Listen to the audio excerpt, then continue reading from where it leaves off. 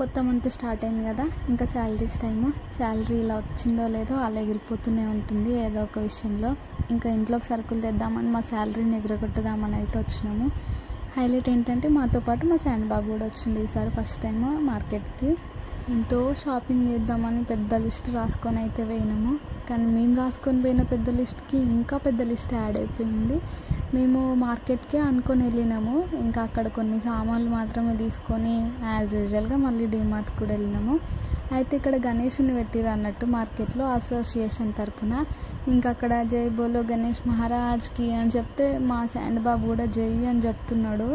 ఫుల్గా అలవాటు అయిపోయింది వాడికి అట్లా అనడము, మంచిగా చెప్తున్నాడు జై అని. సో ఇక్కడ ఇంకా షాపింగ్ అయిపోయిన తర్వాత మార్కెట్లో ఇంకా డీమార్ట్కి అయితే పోయినాము. అక్కడ కూడా కొన్ని సరుకులు తీసుకుందామని. సరుకులు అంటే పెద్దగా ఏం కాదు, సోప్స్, సర్ఫ్ అవి.